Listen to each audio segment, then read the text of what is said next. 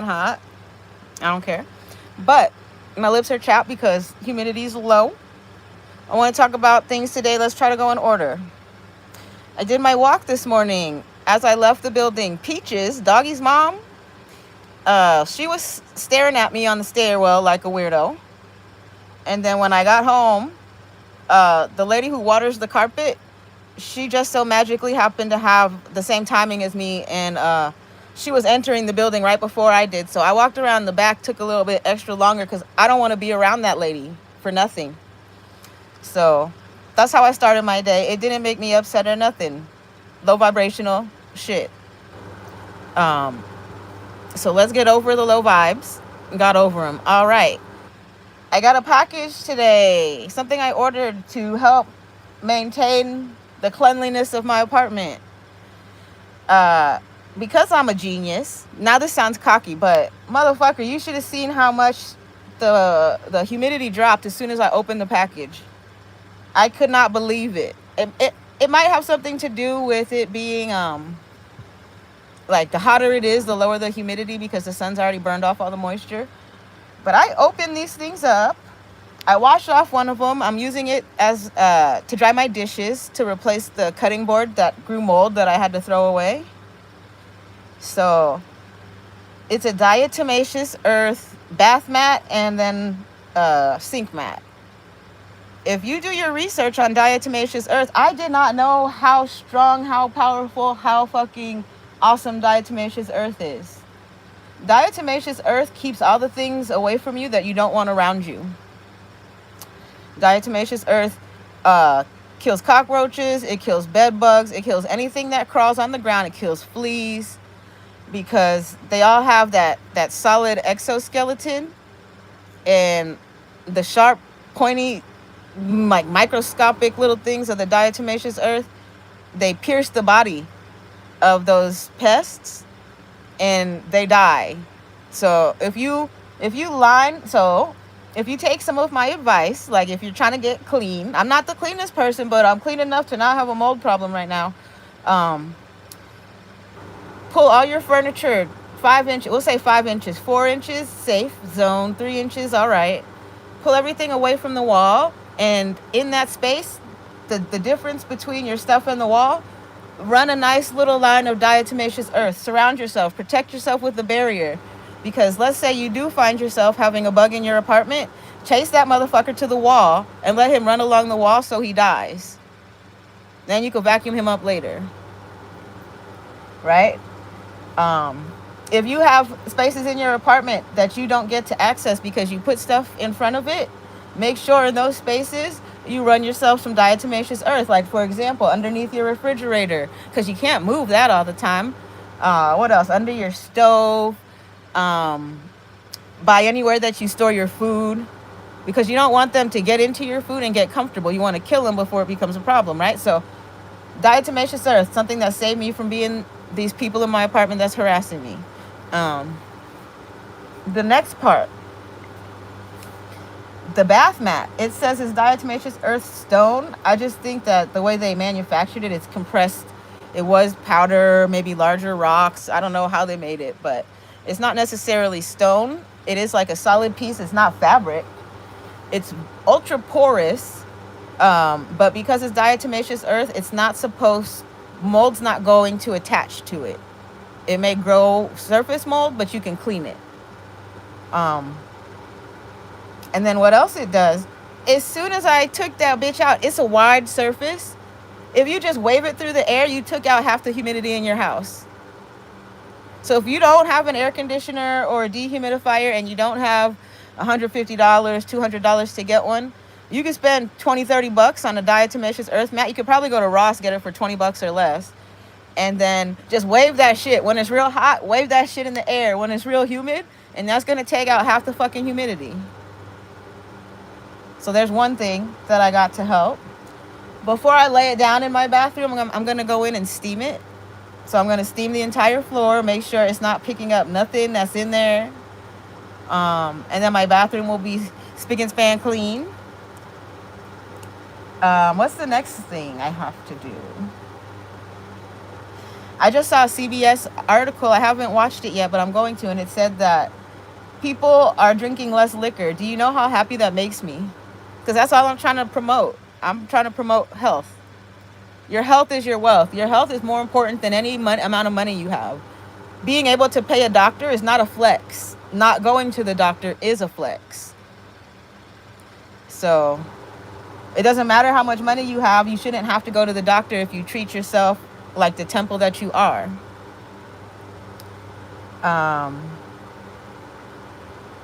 That's why I don't mind being around these meth addicts, because that'll never be me. There's no way that they can associate themselves with me based on their low vibration. I don't even look at them in the hallway. I don't exchange looks because I don't want none of their bad shit to take me down a level.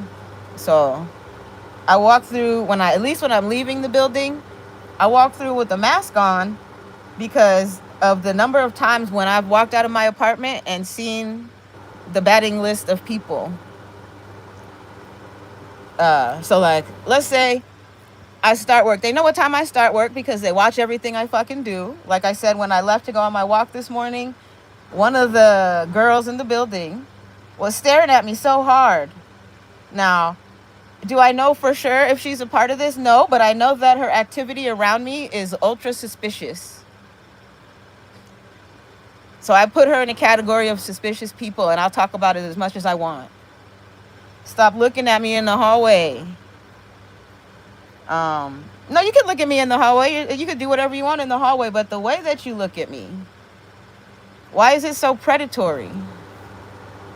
I have videos already, so if you want to try to bring charges, I could post all the videos.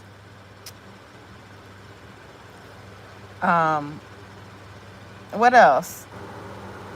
Right? Like my favorite is the one where the lady yelled at me in order to try to get a reaction, and I didn't say a word, and then she lost her shit, went berserko. Could you tell me why somebody finds it so important to water the hallway? Is that killing mold? Maybe. Maybe the steam cleaner's got 200 degree steam. It should, is steam. But adding water to mold spores, and then you have people who have it in their house, as soon as that steam cools down. Okay, so here's the logic. Using steam to clean, great. Steam to clean hard surfaces, way better. If you use steam to clean a carpet surface that's absorbent, the steam cools down as soon as it hits the surface. It's no longer 200 degrees. Then it's just a puddle of water.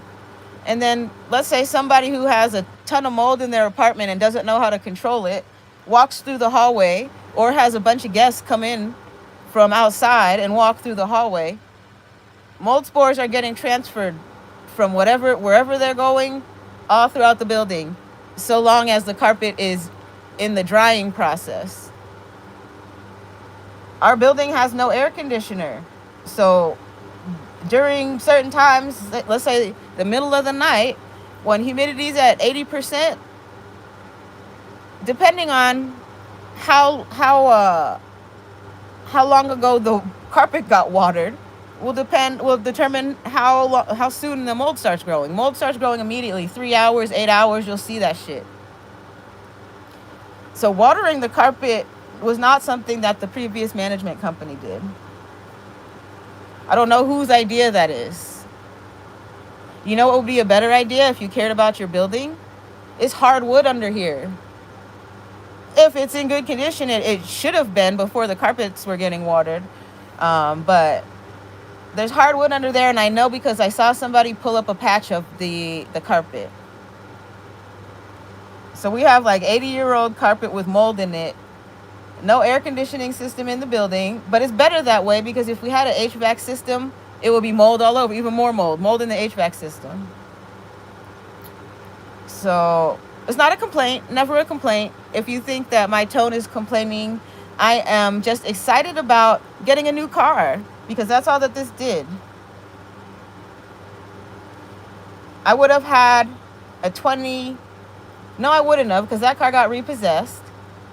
I let it go. I handed the keys to the tow truck driver because I was irresponsible. Learned a lesson. Once you have a car repossessed, you realize if you need a car, you make that car payment. And if you can't make it, you call them. That's the first thing you got to do, is make a phone call. Otherwise, you're going to end up on a repossession list. So, right now, this current situation, the time of year is the hottest time of year. This is a condition that is common in a lot of buildings, especially when people are not aware of the mold situation. When people have zero clue how vicious and dirty and nasty mold is, it's going to grow to an uncontrollable point. But if you are like me, and at the first sight of mold, you get your steamer out, you don't never have a problem. So you cannot, if the intention is for somebody to blame me for a mold contamination, turn it into a toxic tort where it becomes my fault because of disrepair in my apartment. I have a very nice record of service requests that have not been, like, they say that they're completed 3 months out after. They should complete them as soon as the job is completed. The job's never completed because there's still water damage in here, but they're closing out the maintenance requests as if they fixed the water damage, and they have not. Today I got a call from a home remodeling company, and I don't know if that's to add to their case to say that they tried to make appointments with me and whatever, but I emailed the not on-site manager, I emailed the rental company to ask if these phone calls I've been getting are related to having my apartment looked at. No response from her. But like today, for example, maybe I'll use that as the thumbnail for this video. I got a call from a man who was very happy to market himself to me as if I owned a home. I don't know where he got my number from. It's possible that when I asked the people at Costco to look and see if they could give my mom a quote for her windows, my information got leaked. Whatever. People want to call me, they can call me. I think it's past the point for bill collectors to call and try to collect. So I'll answer the phone every day, all day, but my phone doesn't even ring. You know why? Because it is right now what my voice messages are showing. When I tap on the message, it says it's like 1 minute, 30 seconds. But when I look at the message on my phone, all of the messages after February 28th, which is close to this, I left the job at the employer who was named in the RICO in March. I think it was like March 30th was my last day, March 28th, March 30th. But I don't really get phone calls that often. Nobody leaves voicemails that often. So when I'm looking at my voicemail list, the log, the last time that I received a legitimate voicemail that read the time of the message and it matched what the message was February 28th. And that was a message from Sharon Sagnolian, who mysteriously died of medical conditions, medical complications, I don't know, mental health, I don't know. And the message from her was, you can read it later. Maybe that was even last year. Maybe it might have been like a whole year prior. I don't know. I got to check and see if that was a 2026 message. But it's been quite a while since my phone has been able to actually get voicemail messages. I'm not getting mail. None of this bothers me. This is preferred. This is ideal. If somebody really took my identity, I hope you're having fun with it. So I'm going to go and get a new car. My registration's due soon. My lease is up soon. The timing of the mold in my apartment, I was not going to get another car. But then my apartment got mold. And the humidity showed me how quickly it spreads. So now, instead of turning a car in like they wanted me to, because they're trying to make me jobless, carless, and homeless, imagine, let's say they find a magic way to mysteriously serve me with an eviction, which they won't and they can't. They might try, but I'll fight it. Let's say that they do find a way to set me up for that. That would be the homeless part. Turning my lease in an attempt to save money would be the carless part. They already have access to all of my accounts. They have all my passwords. The only thing that is maybe making it difficult for them is the fact that it's 2FA, or I have UB keys and tokens to access some of the more important accounts. So like, should it be found out that my phone has been jailbroken, which I've never done because I'm a warranty person. I don't fuck with shit until it's out of warranty, and once it's out of warranty, it's whatever. But even still, I don't want to be held responsible for anything that happens, so I keep my shit stocked. My car is stock, everything is stock. If you want something nice and fancy, get the nicest one. So seeing this funny shit happen on my phone, like for example, Spotify being able to skip songs when, like Spotify, I think it's Spotify on my iPad can skip songs, but not on my phone. And it's the same account. So does that mean that my iPad's jailbroken?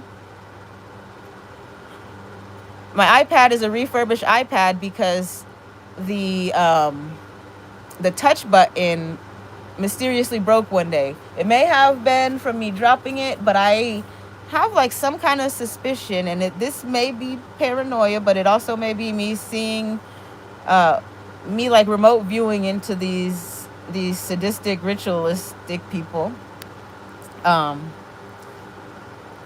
It was almost like they pushed an overload to the circuit that controls the touchpad, and that's what caused it to shatter, making it so that I had to go get a new iPad. Because with that, without being able to use the touch access, what that does, it makes the log that Apple has of my device, it makes it so anybody around the world could just use my passcode. The log shows how the device is accessed. So if I'm using a fingerprint access and somebody else has a copy of my iPad, they have to use the code. So if I'm swearing that I only ever use fingerprint access, and anybody using the code to access my iPad, that would be a bad actor. Which is the reason why I got a second iPad, so I could switch my information. And then after realizing like it's the same shit, new iPad is the same exact shit as the old iPad, I went back and I paid the $50 for the Apple Care. I've had Apple Care forever, which is the reason why I don't jailbreak my devices, right? Why do I pay $20 a month if they're going to tell me they can't fix it? No, well, I would never.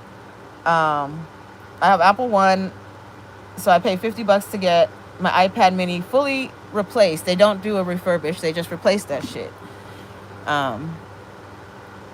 I stopped using the iPad and I put it in a Faraday bag and I stopped turning it on because these people that keep telling me about the voice file and all the things that everybody's doing, they made me aware that they receive rewards for reporting who I've sent emails to, who's emailed me, the phone calls I've made, text messages. So they do all these crazy things through B2K in order to get me to use technology. And I know that, so I stopped using technology. So then something funny happened to my phone. I have no control over this. So now let's look at Apple. Let's talk about Apple. Why is everybody afraid of this new update? In my outside of the box thinking, here's what I think. And I want somebody with like actual real technology information to confirm this for me if you're able to. I suspect that there's not really anything wrong with the new update. I suspect that there is a backdoor access on the old software. And that's the reason why they are trying to discourage people from updating their phones. So if they put out bad information into the atmosphere, into the universe, one person who is very believable or who has knowledge and then talks about something has the ability to make thousands upon thousands of people not update their phones. And that would make it so that whoever has access through this little backdoor vehicle will have access to anybody who doesn't update their phone. I don't want to encourage you one way or the other because I don't want you to come back and blame me.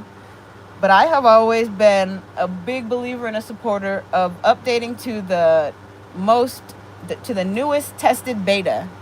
Not beta. Beta is how you get your shit fucked up. If you're a beta tester, your shit gets fucked up. To the newest tested release, like full release.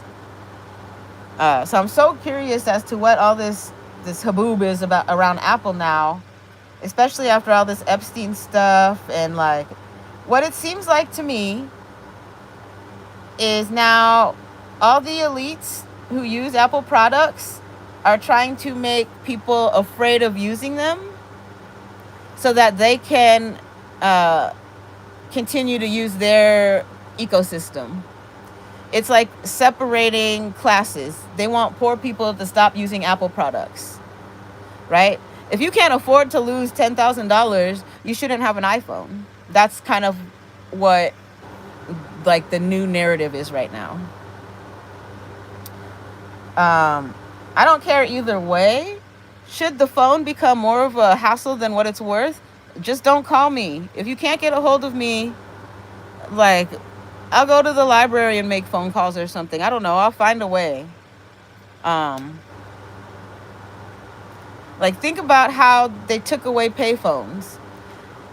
Everything that has been done up until today, and then going on beyond further, by whatever generation we'll call it, made the decision. Like, whose decision was it that we don't need payphones anymore? That created thousands of homeless people. Because people, we didn't used to have cell phones. Some people, if you didn't have a landline in your house, some people used to rely on the corner payphone. They would go out to the payphone and call who they needed, right? We had pagers. That was the coolest time. Like, you could get an alert that somebody was looking for you. And you didn't have to call them back, and you weren't forced to answer immediately, and it didn't invade your privacy.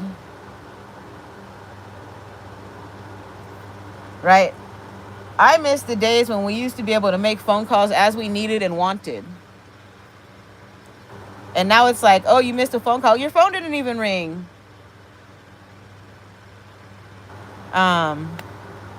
So what else? I don't act from fear. I act from knowledge. And my knowledge tells me it's okay to live my life, continue to live my life the way I've been living, regardless of these people who are trying to instill fear in me. So that's why I'm going to go and get a new car. At least I'm going to go and try to get a new car. And should I lose a home or a job, I'm going to go and try to get a new home. And I'm going to go and try to get a new job. You're not going to make me feel less than. You're not going to make me feel lower. You're not going to make me feel like a piece of shit. With my knowledge of how sadistic people can be, right? Like, first it starts with the easiest way to find out if someone around you has these kind of thoughts. Point your phone at them. That's why they point their phones at you as a targeted individual. They point their phones at you because they are themselves afraid of having video taken of the activities that they do. And they think that they can project that onto a person to make them fearful of technology. I am so thankful that I grew up with a photographer as a father. Because I've had cameras pointed at me my whole life. In addition to my dad being a photographer, I was a cheerleader, a national championship cheerleader. Inside Edition and all of the cameras came with my cheerleading team to Florida to watch us compete at nationals. They traveled with us. There are videos that whatever network it is that owns Inside Edition or whatever, in their archive, they have videos of my cheer team at Florida Nationals. What year was it? 2000. No. 1999, 2000, I think. 98, 99, 2000, something like that. I was a cheerleader in my freshman year of high school.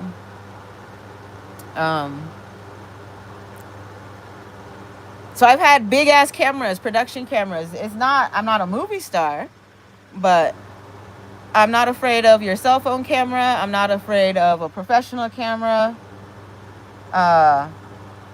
Regardless of how I look. Approachable, not approachable, acceptable, not acceptable, I'm not bothered by a camera.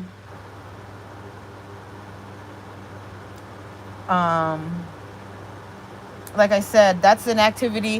When you see somebody whose wrist it looks fucking like this and they're holding their camera with the camera pointing at you, whether it's recording or not, that's probably one of these proxy stalkers. They're getting paid to make you paranoid. Right? Because how do people who have no jobs drive Range Rovers?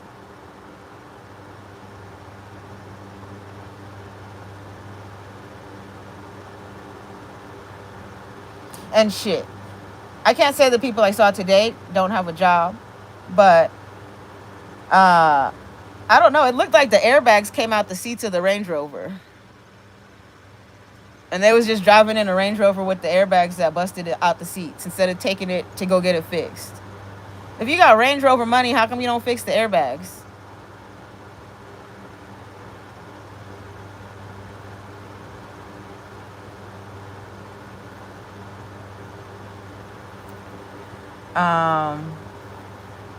What else? These are just things that was on my in the morning this morning when I was walking home from going to check on my car. What else? It makes me so happy when I see these people in the hallway because, you know, in order to really catch me in the hallway, you actually have to wait there. So they're laying in wait. Lying, some of them, I don't know if all of them, some of it's regular, normal hallway activity. But as far as the ones that made sure that I saw them every time I leave the building through the front or whatever, that's laying in wait, even if you're waiting inside of your apartment for me. So those are not coincidences. You have an idea about my location because my phones, all of my cellular devices, my digital devices are compromised. That's FCC violations. You guys are breaking all kinds of federal laws in order to catch me breaking one.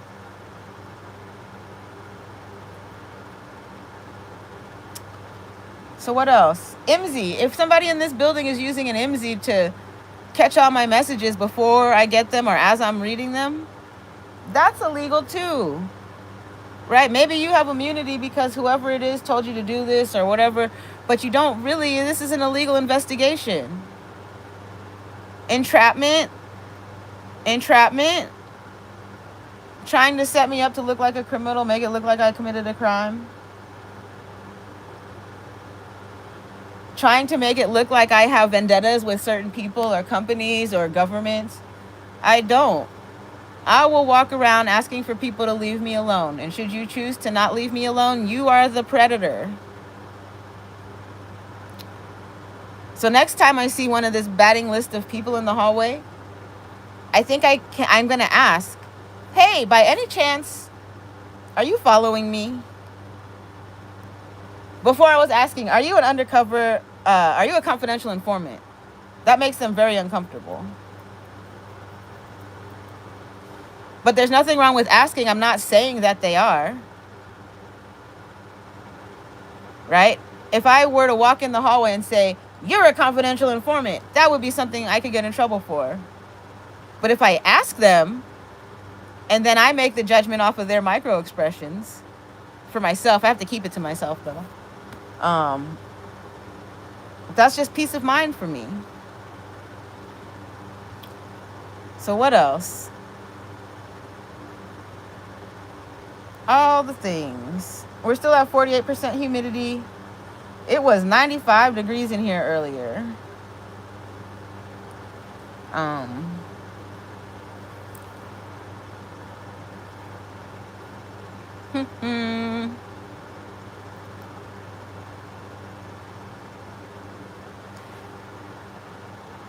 These people that did this to me.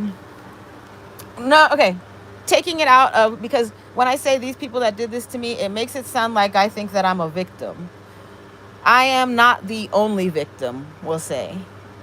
There are a ton of people out there who are experiencing the same things as me. They just are not able to recognize the patterns. That's part of being in the GATE program.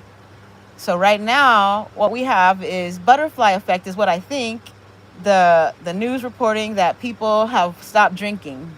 So everything that I talk about on my weird ass, crazy ass show where I overreact to all these things is not overreactions when you realize that the things I'm talking about are true. It's passionate storytelling. Um, so let's see. Let me go back. Hold on. As I explain to you how I live my life after my 20s, let's say, up until 20, I did not care what I put into my body. I did not, I was not consciously reading ingredients. I used to wear makeup, all these things. When you start reading ingredients, when you understand why products come with a MSDS, material safety data sheet, something like that, right? MSDS.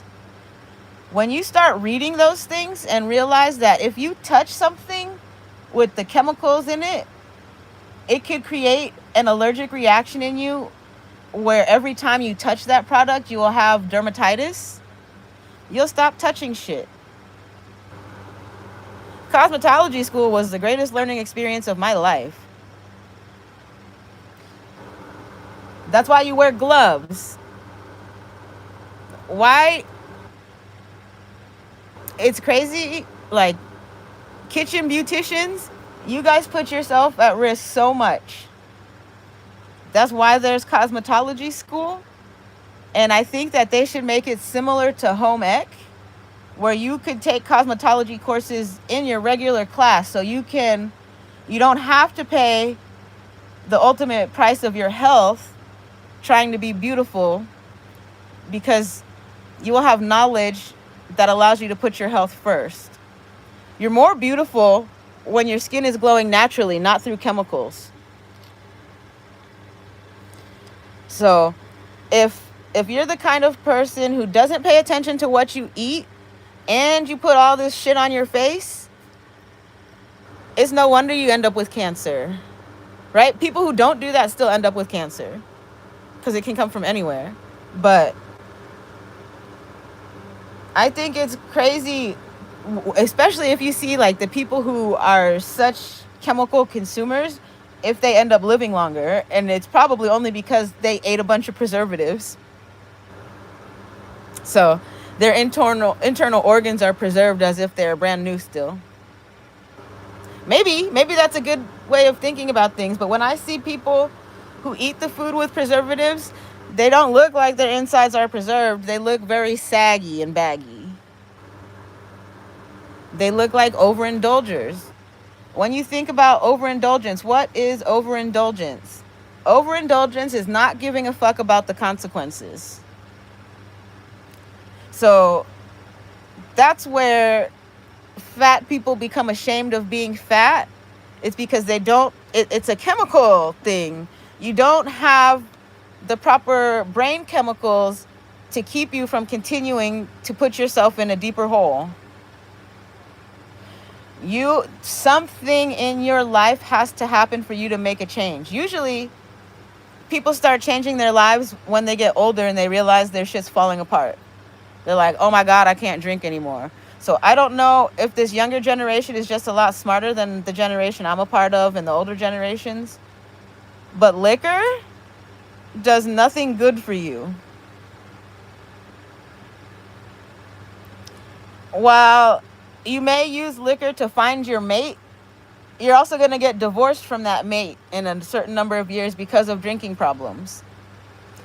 Irreconcilable differences. Whereas if you get to learn a person at their most stressful times and they don't resort to liquor, they're much easier to deal with. It's much easier to get along. It's much easier to handle. You don't have to worry about, like, people call me unpredictable, and I think I'm very predictable. I become manic when I am severely bothered by information that's not factual. Then I start spitting out facts. Then it becomes like fact puke. I'm puking up fucking facts. And I won't shut up. And people don't like that because every fact that I put out makes them feel bad about what they're doing to themselves or to others. So like when I talk about makeup, sure, it makes you look pretty. The only people who should not give a shit when I talk about makeup are people who are wearing natural mineral makeup, shit that's from the earth. You don't even have to listen to me because you're like, bitch, this is ground up motherfucking tree bark or whatever. This is not no fucking whale fat. And even still, whale fat is probably more natural than some of the other shit. So like lipstick, maybe not as bad. But read the fucking ingredients. That's all colorant. It's all ethyl alcohols and plastics.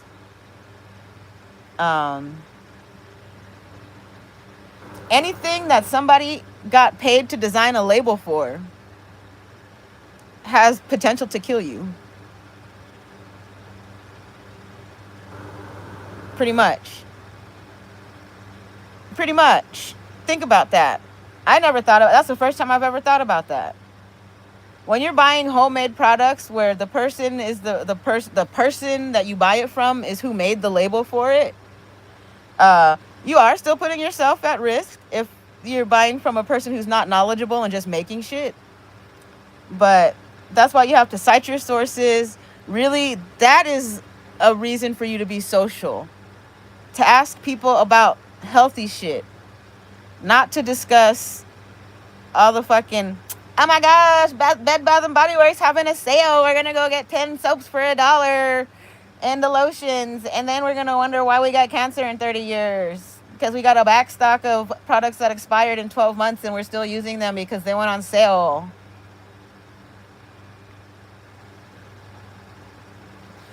Those companies, oh my gosh, I want everyone to learn accounting and I want everyone to learn about how to manage a business. Business management was something I was into in school. I can't even remember. I want to get my college transcripts to see all the classes I took.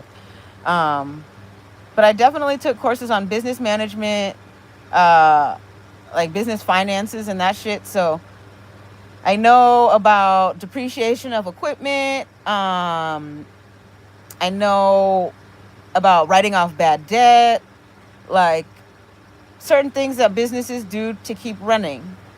So for example, when a place has a clearance sale, they're clearing out old stock that they can no longer use. That stuff is going into the trash if you don't buy it because it's expired. Why does it have to go into the trash? Because it can harm your health. Why do we have agencies that tell us what's healthy and what's not?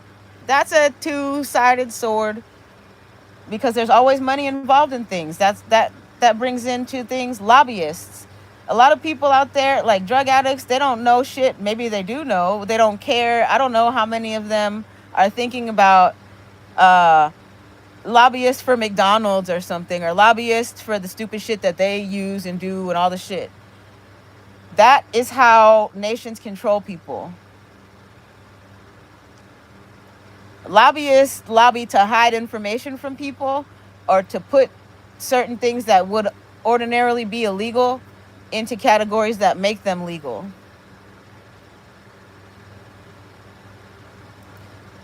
I want people to start questioning shit more. Ask why. If you ask why, you don't have to get emotional. You're not going to see me crash out. You don't have to crash out. If you ask why, if you understand why is this person asking for like prying information? You're a person I just met and you're asking me questions that give you way too much insight into my personal life. Like for example, the call I got today, because I had put my number on a list to get some windows, to get a quote for windows from my mom, for my mom. I got a call where someone's marketing their company, and I love that. But that says two things to me. That says, one, you're not busy enough that you don't have the time to market. Again, two-sided sword, because that's something that every company should be doing until they get so busy that they're not able to do it anymore. So or until they get so large that they have a person that they can dedicate to doing that. So I'm not knocking the company. I don't know. I don't remember. I don't have a need to look them up. But the 2-minute introduction that didn't allow me to get a word in as they explain their services that are useless to me because I'm not a homeowner. I know a homeowner. I'm not one. But it's a waste. Well, it's not really, because I could then go on, if I meet somebody or somebody says they need something done, I can say, oh, well, I have the number of a guy. Of course, money makes the world go around, but that's what I'm trying to tell you. The cheapest shit is what makes you happiest. I could, right now, money is tight. Money is super tight. But if they had put enough fear in me about this mold situation, I could go out and spend hundreds of dollars on chemical cleaners because I'm an idiot. But instead, if you do your research and research YouTube, thank the Lord for YouTube. The only thing that is troublesome about YouTube is the censoring. So if you have internet access or know someone who does, or if you have 2 legs and can get your ass on a bus to go to the library, there's no excuses for why you can't figure out an affordable situation for your situation. So some of the people that I watched for information on how to handle mold, I looked for people who traditionally don't spend a lot of money. Amish people, they're not into technology. They make their stuff themselves. So I watched videos from Amish people, Japanese people, people who are not mass consumers when it came to dealing with my mold situation. So I'm pretty confident I could walk around freely and I'm not spreading spores within my apartment. Or if I am, they're dead spores and it's just like allergies. I don't have allergies. I'm not coughing. I'm not sneezing. I don't feel slow. I don't feel tired. If anything, I drink enough coffee to keep me up for days on end. But maybe that is self-medicating, because back when MK Ultra was doing experiments with LSD,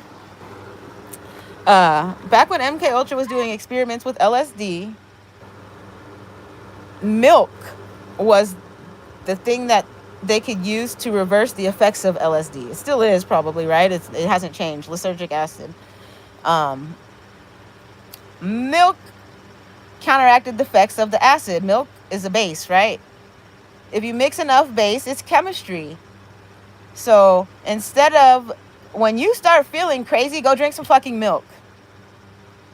See if that makes you feel better.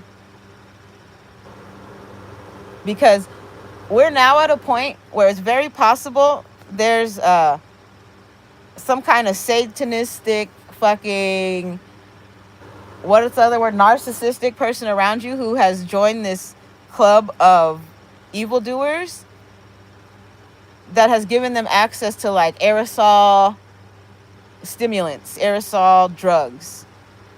It's very possible. It's no longer, this is not me being conspiracy theorist. I've experienced this in my real life. I don't know if they're drugs or not, but the smell is so noxious and it goes away in 5 minutes. Like if I don't walk in the hall during the time that they're expecting me to walk through the hall and I wait 5-10 minutes, the smell's completely gone. So I don't know if that's like also another property of methamphetamine, but that makes me lean more towards it being just a psychological smell. Like a lab-created smell that's designed to make me angry, induce anger. I don't know what the chemical makeup of it is, so I don't know what it's really doing to me. I don't know if it's really a medication. That's how strong chemicals are. Someone can spray just a light mist of something in the hallway, and that could make you pass out. Right? Or it's enough to make you walk outside in an angry mood, screaming at every single person that you encounter on the street because they've sprayed the spray every time you walk out for 3 years. So if somebody wants to tell me that this is not a conspiracy, I want them to come smell this one particular apartment in my apartment building. And then you tell me if you think that's just cat piss and shit, if you think that they're just using chemical cleaners, or if you think it's methamphetamine. Um, so then I bring back this. The use of methamphetamine is spreading to white collar criminals, white collar people, people that work at, let's say, law firms. So it's no longer just a dirty street person's drug. It's now designer drug, I guess you could call it, similar to ketamine. Who has any reason to use those things? People who are surrounded by people who make them feel less than. That's what depression is. You're depressed because somebody has attached to your personality and decided to use you to make them feel better.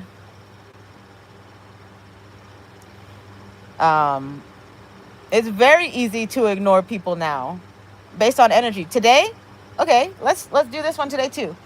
I saw a girl who probably knows her body size. She's well aware of her body size, but it doesn't bother her because she knows she's healthy, right? So when I encountered this person, I'm saying this to let you know that I don't think every person on the street is a predator. I don't think every person on the street's out to get me. I'm definitely using my senses, my cognition, whatever the word is for it. I'm using all of this stuff to read body language, micro expressions, just like in general, everything that you do from the second I lay eyes on you is being analyzed as towards a baseline. What is real? What is normal? What is natural? What do I think about what I'm seeing around me? Now, maybe they think they can do this after you've lived in Hollywood for a certain amount of time and you've gotten to see how weird it is. So they just turn you into one of those weird people. But what I want to say is a lot of these weird people in Hollywood used to be normal people who were harassed onto the street. Why is our homeless population rising? Because more of these people are joining this alliance where either they pay to play, like they pay into the alliance to prove that they're not a narc. The alliance sends out jobs to them to complete so that they can get their money up. But it's still what they decide to do with their money is completely up to them. And this is the part that some of the more stupid ones may not know. The society is counting on you and your evil thoughts and just evil in general to be your own destruction. I think I should highlight this, right? Hold on. That's not a highlight. How do I do the highlight shit? Highlight. Nope, that's lighting. How do I do the fucking highlight shit? Goddamn. I don't know. But they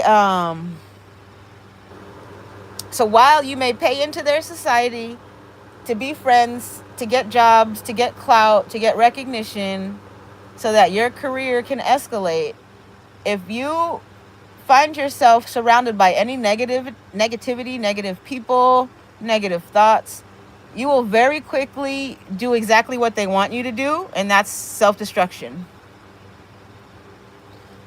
What does a lot of money do? If I think, what would I do if I had a lot of money? I'm so thankful that I am able to just stop smoking weed. If I find a part of a joint or a roach joint, maybe I'll roll it. But I don't have cravings for it because, well, at least for now, while I'm not on my period, I don't have cravings for it because it's not helping me be productive. It helps me tune out the weird shit. But now I can face the weird shit face to face, eye to eye, look you in your eye and be like, hey, bitch, you're weird. I'm going to be a normal person and walk out the front door. I'm not going to worry about this mess you made. Shit smear.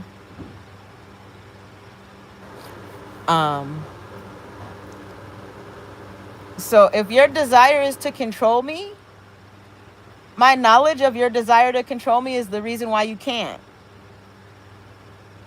So now we're stuck in this big old reverse psychology loop where I am in control of everything. So much so that people are starting to quit drinking.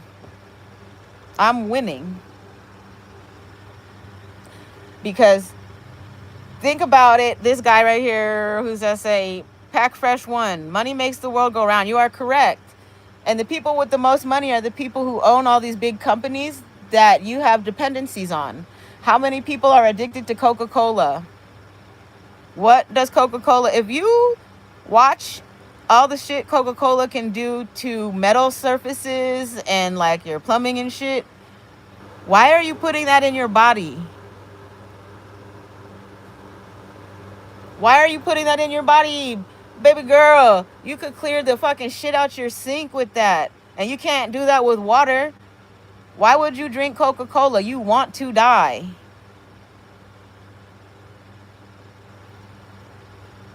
It's not... you have to drink the Mexican Coca-Cola, but even still it has shit in it that you shouldn't drink. Right? Why is it that Mexico has better standards for motherfucking food?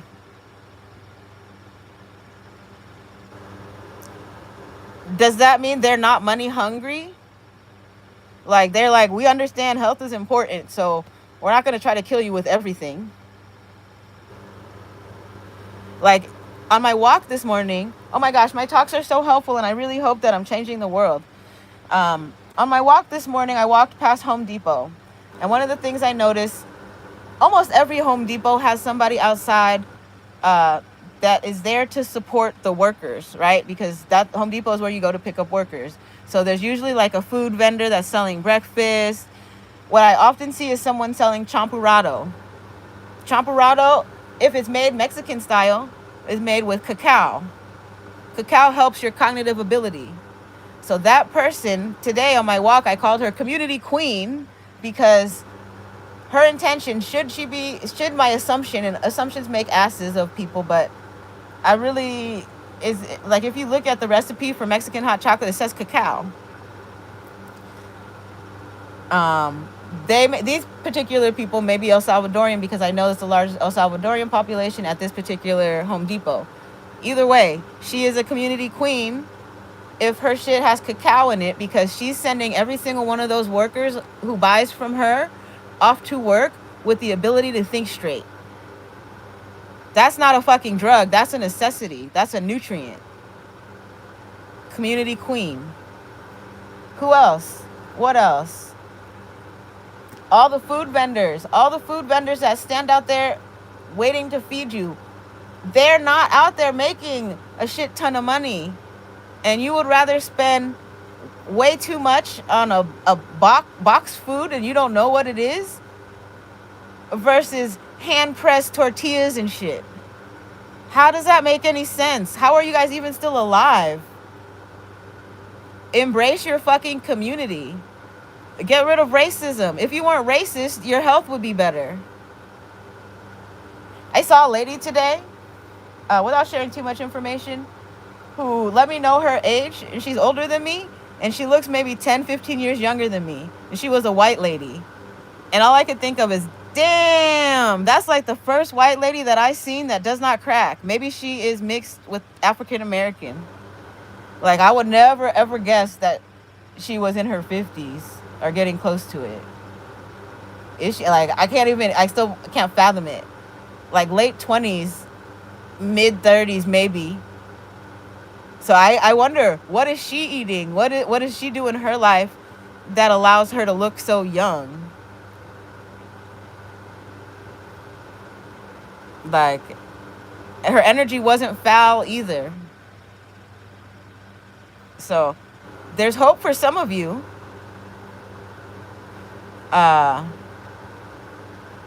Depression comes from not treating your body well and then feeling bad about it later. You won't be depressed if you follow the shit that I write in my journal in the morning before I start my day. In order for me to have a good day, I have to check off all these boxes. It won't be a bad day if I don't, but it's pretty much a guaranteed perfect day if I do. And those things include water time, which is my liter of water. I drink a liter of water, distilled water. What distilled water does is removes toxins from your body. The toxins attach to the distilled water because it's nothing but pure water. It has available bonds. Are they called covalent bonds? I'm trying to go back to fucking science and I don't even remember. But you have an open chemistry item that is allowed to bond with other things that you don't need, and then you're going to piss it out. So I know that my body this is how well I know myself. It takes me 2 hours to pass 1 liter of water. So I have to finish my water 2 hours before I leave my house. If I don't, I'm going to have to go pee really bad. And then that brings into the bathroom situation. We won't talk about that right now. But so let's see. Start my day with water. My coffee, I've been putting cacao in it, which assists my cognitive thinking, which is why you can't fuck me up when I'm working. And then if I have sugar cravings now, instead of going for sodas, juice I still drink a little bit, but it's not like I don't have any juice right now. I actually have to go get juice. I try to get 100% juice versus like juice mixes, 10%, 20%. I try to get 100% juice. And people are like making fun of mocktails and shit. Maybe that's the reason why people stop drinking. You're not trolling me. You're making your life better. This is not me being angry. This is me being excited about recognizing this shit. The whole thing, though, is all the illegal things that are done in order to get this kind of access to me and my thinking and my processes. That's so irritating. But I have knowledge of the fact that I have zero control over it. So I'm not going to fight it. That's why you're not going to get me to crash out. There are so many corporations doing dirty right now. There are so many people who are part of this satanistic ritual abuse fucking shit that actually work for major corporations that are having to resign right now. If you wonder why you're seeing all these resignations, it's because they're getting exposed. They are going through federal investigations. Their emails are getting checked. Someone is snitching on them. But it's themselves.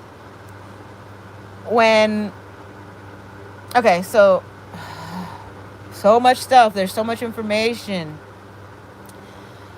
When I mentioned that the people who control the V2K and talk about like my emails, when I'm checking my emails and my messages and how they need to look at them in order to get their payment, some of those emails that you are reporting on, you're self-reporting on your network. So if you are sending screenshots of the people on LinkedIn who looked at my profile, you know who gets investigated next? The person who looked at my profile. I bet there's one day where I had 50 searches for my profile, and I think that's because one person wanted to look and they needed to throw the investigators off. So they had set out a prize or a reward or whatever to a whole bunch of randoms to look at my profile so it could bury their look really deep and nobody would be able to tell that they came to be nosy. Like, for example, some of the people that are constantly looking at my profile, and I want to get on the computer so I could tell you, but there's a person that works at Douglas, what is it? Douglas Ellis George, something like that. One of those law firms. I interviewed at this law firm, and one of these people that works there, who when I searched that law firm before I went on that interview, and I put fraud next to their name, the guy who came up when I searched for Ellis George fraud or whatever, he stays popping up on my emails as a person LinkedIn keeps asking me, do you know this person? So what does that tell me? That tells me that person is really interested in what I have to say or what I'm posting. Why? I don't know. I do know that I made a post around the time I interviewed that disappeared from my YouTube. Do I know who did it? No, but it makes it weird that that person keeps looking at my stuff. I don't know if they want me to blame them for the YouTube video that disappeared. I know someone out there has access to my account. There's backdoor access. You have connections. You could send a letter. If you have a high enough fucking friend at YouTube, you could send a letter to your friend saying, take that video down. And that's all that this is. This is right now where we got caught up when I didn't even want to be a whistleblower. You guys made me be a whistleblower. I just wanted a fucking job, and I was just working my job and ignoring shit so much and just being happy that you guys kept coming in to force yourselves on me. This is abuse. This is the same type of people that abuse children. That's how I connect all these networks. You're profiled. You're profiled as a person who wants to come across to every single person that you meet as a goody-goody, but everybody who really knows your ass knows that you're slimy. Right? Like all your homies, all your friends know how slimy you are. That's why they're friends with you. The reason I have no friends is because I'm not slimy. I'm not slimy enough to do somebody else's dirty work. Don't tell me your secrets. I'm not going to be stressed out and burdened with holding a secret that's not mine. That's my favorite part about myself. That is the biggest boundary I think I have, and that is probably the most annoying boundary to everybody around me who thinks I'm stupid.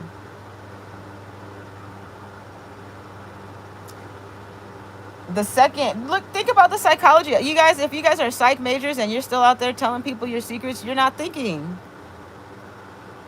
If you're telling people your secrets, you're asking somebody to feel the guilt that you feel by holding that secret. It's no point in sharing telling someone that shit's a secret. If you're going to tell somebody, you should know. It's two things. You should know, more likely than not, that person will tell somebody. They're going to tell a significant other. They're going to tell a pet. They're going to write it in a journal. Maybe they'll type it online that somebody will eventually be able to access. But your secret is never a secret the second it comes out of your mouth. Even now, with the way brainwaves are, you can't have secrets. You might think you have secrets, and that's when they're going to come and fuck with you. They're going to come and fuck with you and try to catch you up. You are the people who think they have secrets are the people who are getting arrested and resigning right now. Yep. Stop doing shit that you think people don't know about.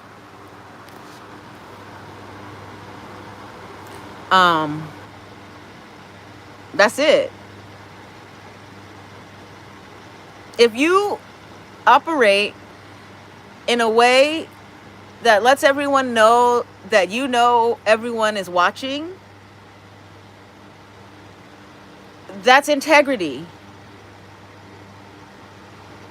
I operate in a way that lets you know that I know, even if you're not watching at any given time, people have the ability to check in on me and see what the fuck I'm up to. So I don't do bullshit. Right? Like, I don't do bullshit. That's the stupidest thing. And we're still here waiting for my cat to come see me. What else? She's napping. It's too fucking hot. Trying to get the temperature down. What else?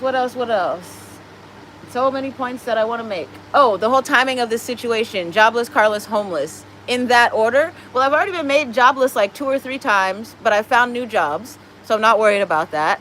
I've already been made homeless. Let's see. One time from my sister's house. The argument with the landlord over motherfucking... I think she wanted her rent like a day early, and I wasn't going to give it to her a day early. So... I left that situation. What else? right? Does that mean that she has no money and she's trying to press me for money because she thinks I have it? That's the same landlord that took my letter from the IRS and threw it in the trash.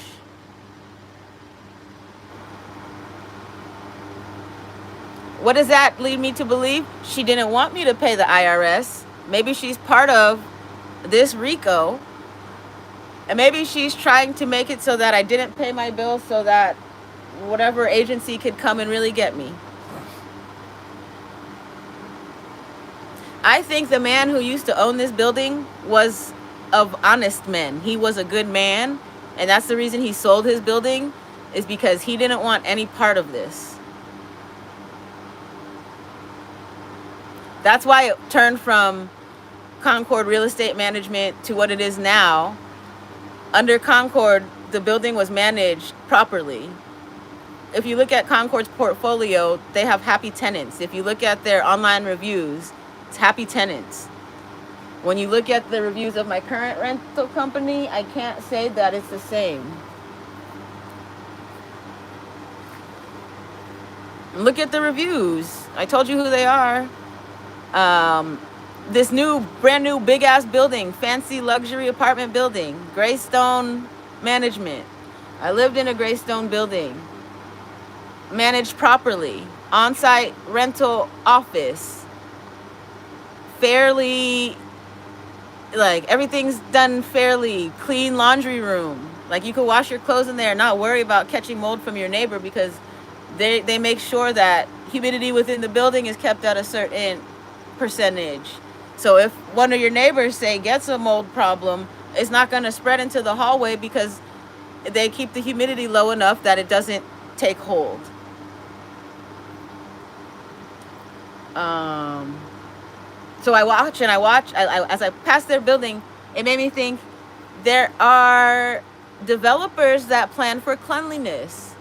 Like everything down to the way people, from where they park their car, where they take their trash out, where the laundry room is, use of the elevator, how many people have to, like how many elevators they have, the way the doors are facing, like probably the doors aren't lined up, so if you open your door, you're directly across from your neighbor, so that you're just like exchanging your hot fucking breath air, like things like that.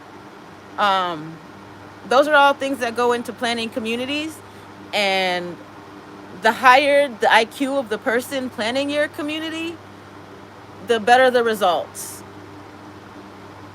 When you start having people, when money takes over and you start paying money to people that demand it, I guess, right? Like no education, no experience, but it costs this much money, I have this much clout, you got to use me. That's when you get yourself into bad situations. Making alliances just because somebody has networking connections, sure, that's great and all. You might get the job. You might also be turned into a slave against your will because you wanted to be part of that network.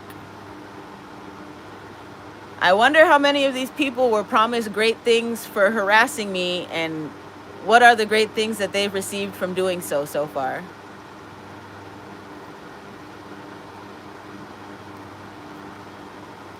Or do some of you guys really truly just get off on seeing other people upset, like misery loves company type shit? That would explain why you need so many friends. That's it. That explains why I don't. I'm not miserable. I don't need company. My own company is just fine. Right? Misery needs company to keep themselves from unaliving through depression. Right? You got to make sure you have someone around you. And usually one miserable person is going to make sure the person around them is even more miserable than they are, so that they can feel better about it. And what that does in turn, it makes the person with the lower energy eliminate themselves. And the whole time, the person with the higher energy is like, oh shit, I got another one. That shit makes them feel good. That's how you guys, that's how this whole thing feels right now. It feels like all these people are watching around, waiting for me to drop dead so that they can feel good. And I can tell you right now, even if I did drop dead like this second, like right now, like today, you're gonna wake up tomorrow and still hate yourself. And I won't have to deal with you anymore. So that's why this shit doesn't make sense. If you think about things in the way that I think about them, I'm gonna go outside, because if I sit inside with all you miserable ass people, I'm gonna be just like you. So instead of sitting in a moldy ass apartment all day, turn your dehumidifier on, get that shit low enough so you could go outside and take a walk and not worry about the mold in your apartment growing. Take a 1 hour walk, a 2 hour walk, whatever it is that you need in order to get enough air to make you think straight. You're not thinking straight. If you are miserable and you even care to wake up tomorrow, that's an oxymoron. If you're miserable, just go. Get it over with. That's an awful thing to say, but your misery does nothing for anybody, not even you.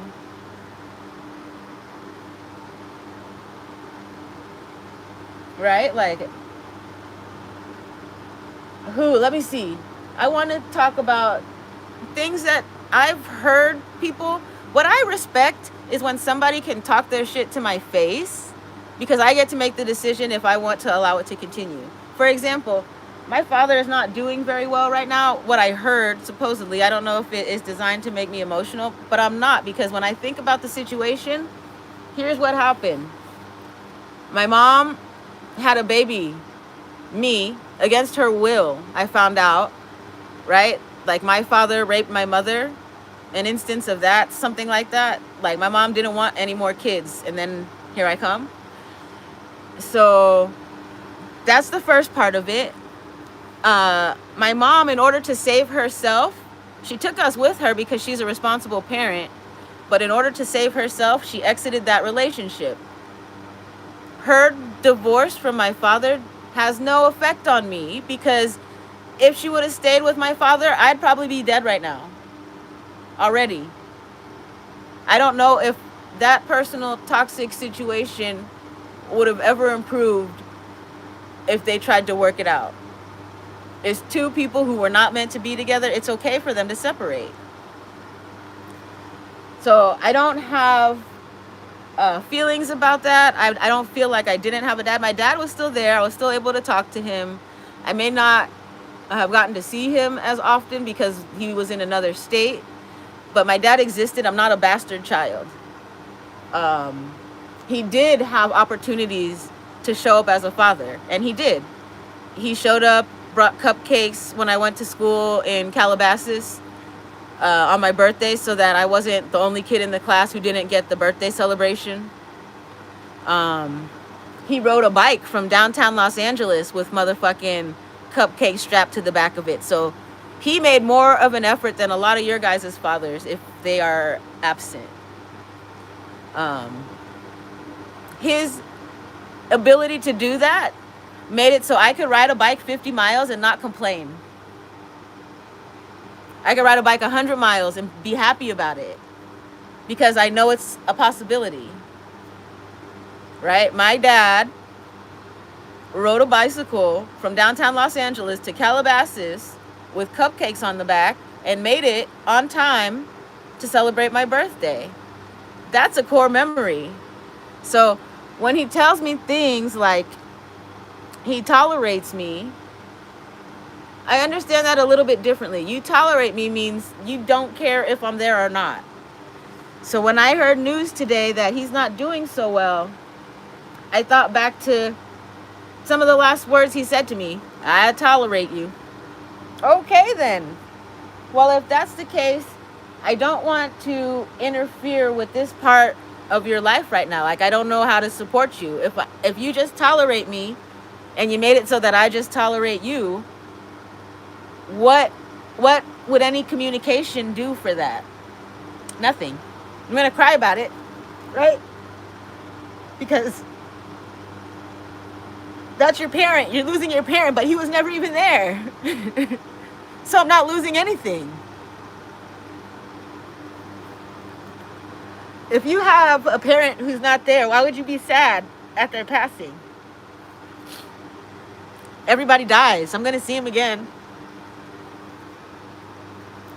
I think what I could do, I could call him and thank him for making me such a strong person simply by tolerating me.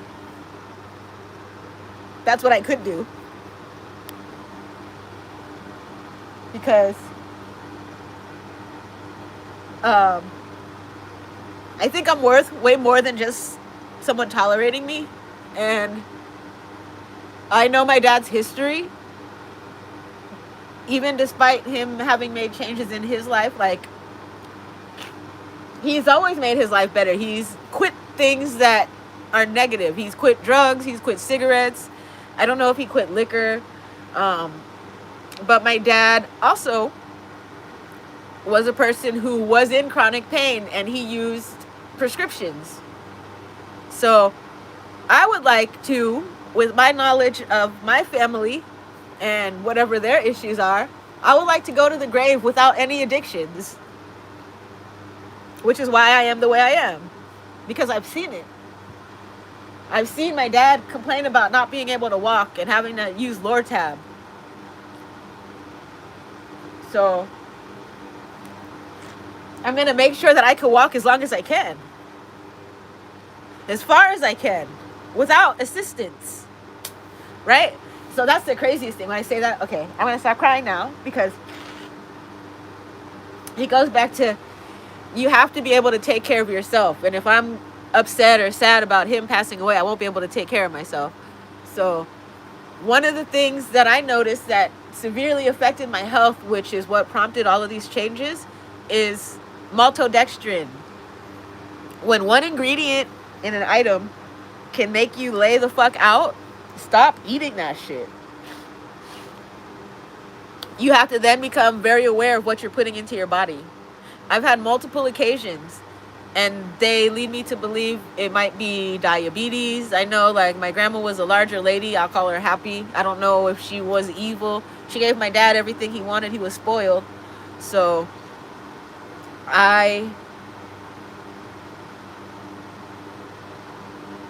don't need that. Like, I want to make my way back to the earth in the most healthy form. So that's why I'm healthy right now, because you guys keep trying to make me think that I'm going to die any day now. I can, because I don't have anything to fix about myself. Right? The reason people are afraid of dying is because they want more time to fix things. I've already fixed all my shit. Yeah. Everything except for the relationship area. But when you realize how many people out there are manipulative and controlling, I'd rather have animals.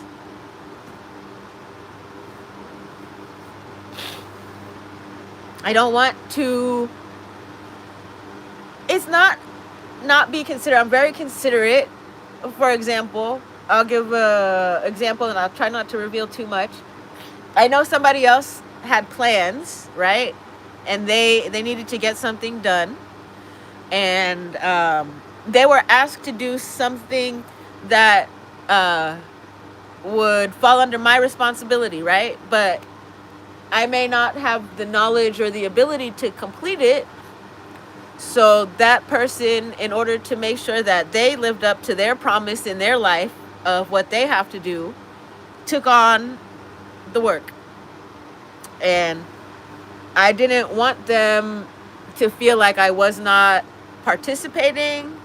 I know that there will come a day when I will have to do it, and I need the knowledge. So I made sure to be a part of it, instead of just being like, hey, you picked it, you're gonna do it, right? Like, I want to make sure I'm as helpful as I possibly can be. I didn't have to, but that's what makes you into a shitty person. So I'm very thankful that he allowed me an opportunity to assist. And I think that teamwork is what you fucking need. I'm not opposed to working with people. I'm opposed to working with people who want to set you up for failure. So I also don't mind if someone takes credit for my work. I will show them how to do it themselves so that even if like they won't. So let's say someone takes credit for my work and they do not know how to do it. The next time they're asked to do it and it looks so nice, and then they're like, oh my gosh, they're gonna have a panic attack because they're not gonna understand how I did it. So I'm not a gatekeeper, but at the same time, if you like doing things your way, I'm always gonna give you the option. Like, I could send all of this stuff to you. I don't know if you're gonna understand it. I would like to send it to you so that it gives you the opportunity to take a look at it and understand it, and maybe you'll come up with a different way or a better way. It's never criticism. It's not criticism. Oh my gosh, I learned something from you. That's how you work on a team, and I love it. So what else? Right? And then I hope and I pray that I was able to help this person within, like, I was able to get it done. I think like an hour it took me, maybe not even a full hour. I don't know. I could go back and look. I wrote notes about it. I could, if I saved him that hour so that he is allowed to go do whatever else that it is that he's planning. It's the weekend, bitch. Right? Like, I don't have plans. I'm probably working this weekend. So I want to make sure that people's plans go how they want to fucking go. I'm not here to ruin your fucking shit. I'm not here to ruin your shit unless you're trying to ruin my life, and then I'll blow up your whole plan. And I can tell if you're trying to ruin my life because you guys look funny doing it. Like when you're walking down the back stairs just staring at me, trying to make me react to you staring at me. I want to know how old you are. How old are you and what are you eating? Because that has a lot to do with how your brain's working. Oh, and do you do drugs? That's my other question. I think I should ask that next time I see that fucking weird ass look. Are you on drugs? Right? How's that? How's that for a narrative? Oh, because they're going to say something back and my response is going to be, oh, I just thought like your stare was so weird that it reminded me of the last time a drug addict, a meth addict looked at me. And then you're going to make the best fucking micro expression I will have ever seen. Don't come in the hallway, bitch. Don't do it intentionally. Don't give me that look intentionally, because I'm going to start asking you questions about yourself if you want a voice file. It's funny how a big ass group, your insecurities are so strong they will never amount to how secure I am. It could take 10 of you. It's going to take more than 10. It's going to take thousands and millions of you guys to add up all your low vibrational energy to get even one peg on the board next to me.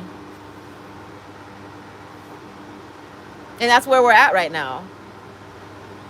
That's how I got 175 followers from one. It's not a lot. It's a lot more than I ever expected.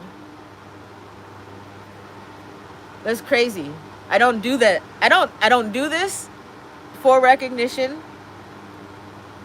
But I don't know if it's me, the universe, but somebody is letting me know that the stuff I'm talking about is getting picked up in the algorithms and people are changing their lives. Right? When I go out now and I walk in the street compared to 2 months ago, 3 months ago, 5 months ago, it's less people who appear to be addicted to Pokemon chasing. I guess that's how I describe it. And more people, it's like the flowers. It's the people who want to cheer you on. Oh, I want to talk about the bigger girl. Big girl, big girl. Big girl in the happiest way. So I am constantly taking note of what my first thought of people is, because I'm trying now to tell if it's my true thought or if it's something that's been put into my head from the outside. Like sometimes I'll get off of like video calls and the first word as soon as I go to hang up the call is like stupid or ugly. And those are not my thoughts about these people. These people that I'm on phone calls with are people who have done nothing but help me.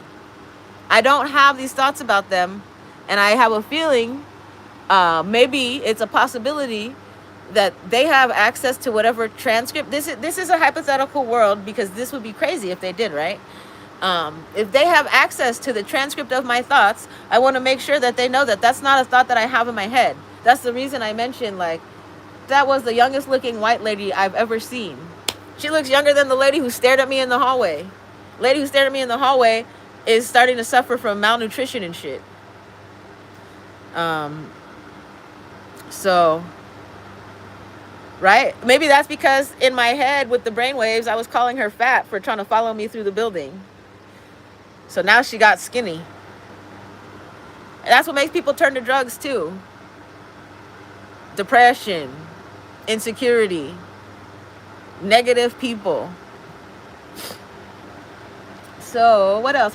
Oh, big girl. As I was walking, the bubbliest motherfucking girl. She wasn't even that big. She was probably my size at my biggest. Maybe a little bigger. I don't know. Face was the same size. My body, I can't say has been ever really large. Size 12 is my biggest, and then is briefly. She may have been bigger than a size 12, not sure. It didn't matter because she was happy. And some of the things that kept me from calling her names were, she didn't have her cell phone attached to her hand. Oh, she did. But it wasn't held in a position that looked like it was filming me. And even if it was, her other accessories let me think, like, and I don't know how I can process all this within a split second, but she was carrying a reusable drink, like the ones that I'm using for my water and for my acai juice. What that tells me is she planned ahead. This bitch planned ahead before she went on her walk. She didn't go on a walk and just say, I'm going to get a drink from the store. She washed out a reusable drink container at her house, home, wherever she was, work, I don't know, wherever she's coming from, and filled it up with something that she enjoys. That's a necessity for her, whatever. It could be water, it could be coffee, it could be anything. But the fact that she was prepared ahead of time with her own shit, as opposed to going out and seeking something because she's lacking, that sets the whole tone for her whole day, for her whole life, for her whole energy. She's not a person who's going to throw away a plastic cup, because she's got her own cup already, bitch. Everybody should be carrying around a motherfucking reusable cup. Right? Or if you do end up getting a plastic cup, make sure it finds its way into the trash can, or take that shit home and reuse it again. I reuse plastic cups for, like, if I'm cooking and I want to dispose of food and shit and I don't want a leaky trash bag. Like, there's so many ways to reuse that shit. That's how you keep your house clean. When your trash bag starts leaking, you got roaches in your trash can. Like, it's the little things. Every little step that you take, butterfly effects, monarch fucking effect, butterfly wings. That little step of preventing liquids from dripping in my trash can and making the whole bin smell like shit is probably what keeps roaches from crawling from the inside of the building into my trash can. Right? I have a closed trash can as well. And now, because of whatever the fucking weird ass situation this is, I started twisting the trash bag just like how the diaper genie does, and then closing that in the close lid to make sure there's not any smells coming out of my trash can that are attractive to fucking bugs. It's the little things that you do. Paying attention to everything my cat does. Right? Because my cat doesn't have words. So all she can do, like when I go outside, and I love doing this, when I go outside and I'm on the I don't want to use my word shit, like sometimes it's, you have foul energy, sometimes your energy may not be foul, but the person right behind me is foul and I don't want to give them any fucking thing. I'm mute and I don't talk, and I got my little notebook and I'll write thank you so that I don't have to say it out loud, and then you guys all look all fucking stupid and weird around me for whatever reason. You get all excited because you think I stopped talking. No, your energy is so foul and whack, I don't even want to be in the same space as you. I don't want you to be able to record my voice in the same space as you because your energy is so foul and so fucking whack.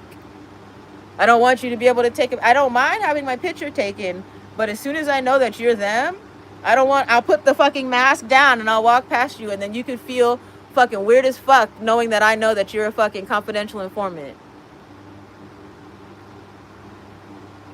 Right? So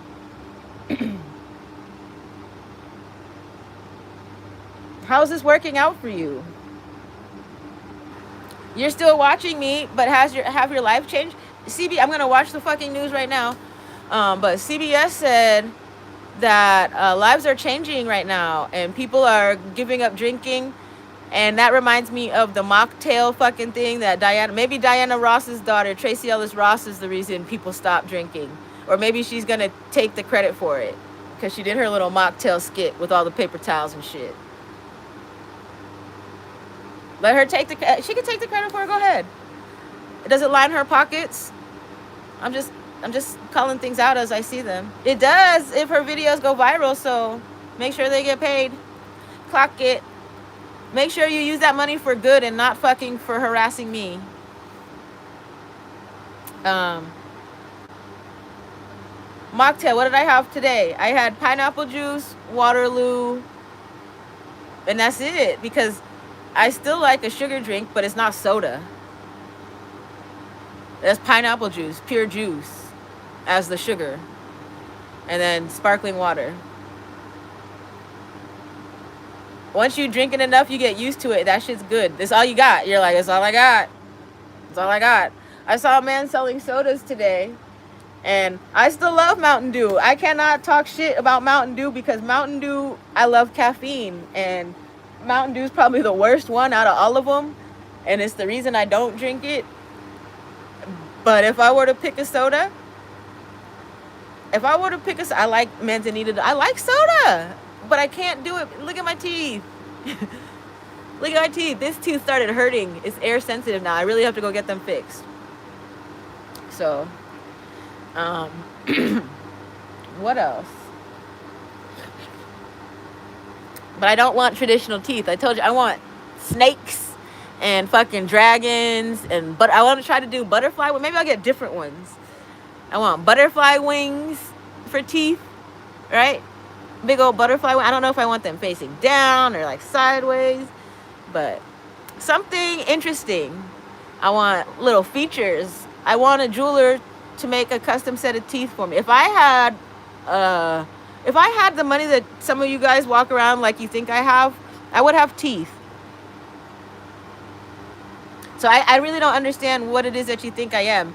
Some people are like, oh, she's a crackhead. And then some people are like, she got a lot of money. No, I don't. Neither one of those. But you are going to make it so that I get a new car, because you made the situation in my apartment so funky that I have to keep a car in order to be able to get the fuck out of here if I need to. It's the only reason I have a car right now. $12,000 a year, just in case. Just in case I gotta go somewhere. What a waste of fucking money. It's okay. You know why? The best thing is when I see one of these harassers around me who thinks I'm not shit, and my car's nicer than theirs, so they go in and they scratch it and they make it dirty, and it's still nicer than their shit. My life is still better than their shit. Right? As long as you keep doing shit to people, your life's going to stay the way it is. Karma is always going to be right behind you. You do one thing, your thoughts are on a level, you're in what do you call it? Your axis, wherever your vibration is. If you're thinking about doing bad things to other people, you know who's thinking about doing bad things to you? Somebody is out there with knowledge of what you do to other people, and they're talking shit about you.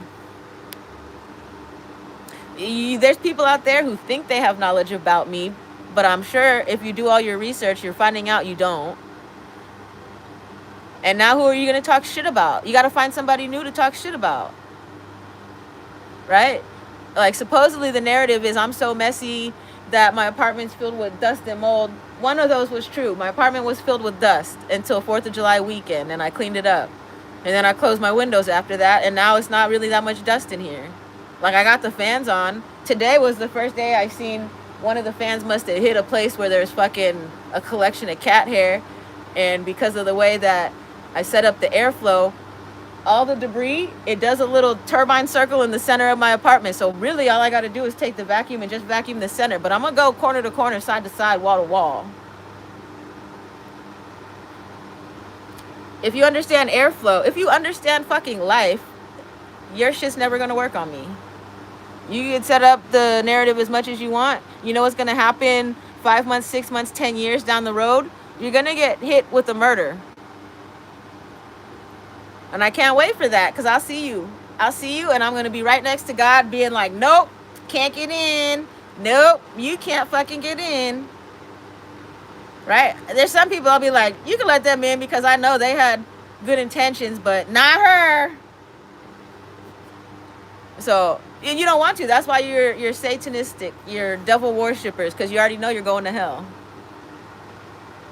No, I'm happy right now because I have a paradise ahead of me. All of my little actions, all of my deeds, every little piece of trash that doesn't belong to me that I pick up and put into a place where it should go, all of that is going to make my life better. I'm not your maid though, so don't, if you leave shit around my shit, I could tell.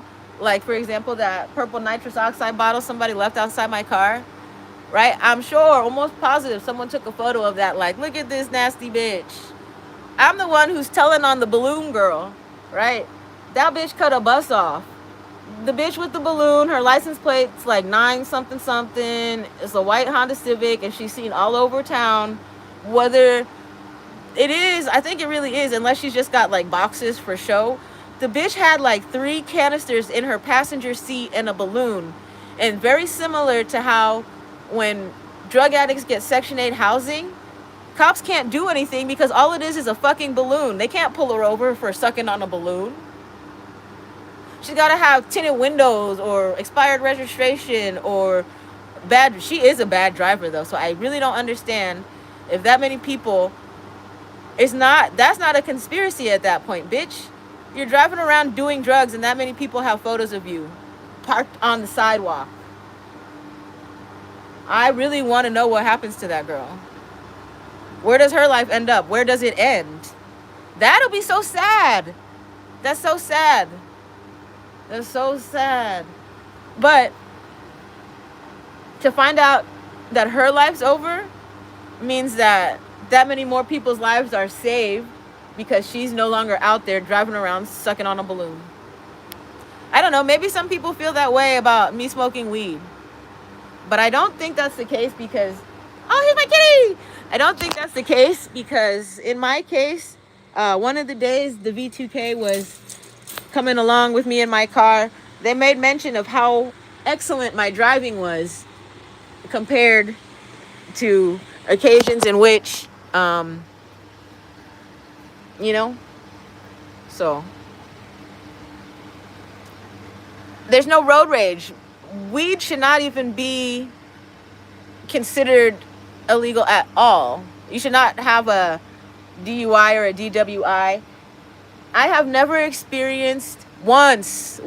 I've experienced one time where I smoked weed and I could not drive. And I didn't drive. I passed out in my seat. I think I threw up and I just sat there till I felt better. But aside from that, never in my life have I ever felt the way alcohol makes me feel. And people drive off of 1 drink, 2 drinks, 3 drinks, 4 drinks, 5 drinks all the time. So my weed smoking is not a problem.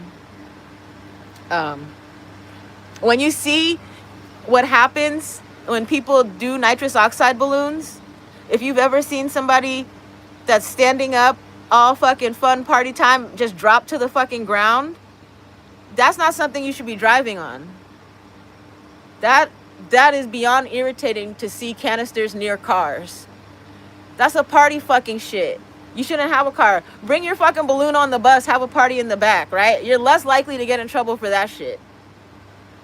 The bus driver's driving. You don't gotta worry about it.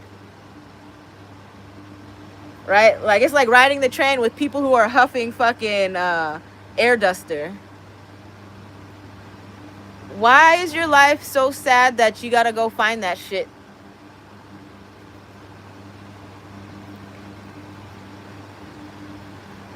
That's the stuff that makes you have to steal. Your brain cells aren't working. You don't know what to do with yourself. You're bored. Your life is crumbling around you. So you think it's a good idea to go huff on some fucking air duster? How do you even put the... Whose idea was it to fucking suck on that shit in the first place? My brother used to do that shit. That's the weirdest thing to me. Have you ever seen what you could do with the air duster can if you turn that shit upside down and put it in like a key lock or something? You could bust the whole fucking lock open. And you're gonna put that in your lungs. That's what I think about drinking Coca-Cola. Air duster and Coca-Cola are not too different. Right? So when I see people, let's say you see someone just walking down the street and it's not an obvious medical problem. Medical problems will throw you off every time. Somebody will have a medical problem and you'll think something different of them. Medical problems may not be overindulgers. Medical problems, thyroid problems, going to make you fat and you have no control over it. So you have to really judge actions at that point. But for example, I worked with a person who I tried not to have an opinion of their weight because I understand people have been bigger at certain points in life. So that may be like a healthy part of his life considering the past. Excuse me. But this same person installed a BitLocker on my computer just days before I left that job. And that's what all of these people are looking for, whatever, through my devices. That's the reason why my iPhone is showing up with 0 as the length of the voicemail and I'm not getting phone calls. And I think that there's an MZ that's intercepting everything because my 5G goes to 4G, goes to what the fuck is LTE. So when I think back to that person and the activities that surround that person and the connections they made and the crew that they run with, I think that the excess weight is overindulgence because they don't care about anything, not even their health. So that's the difference between bubbly girl who came prepared with her drink and saggy body boy that's trying to make $1 million off of killing a person. Difference. That's the difference.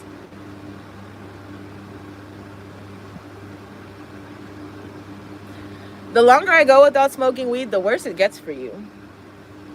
This situation that you've created in my apartment made it so I cannot smoke weed because every month I have to buy shit to support cleaning up this shit. Right? I was a lazy slob when I was smoking weed. Now I don't have to be a lazy slob anymore. I got shit to do. Speaking of, I have shit to do. So whoever wants to play funny in the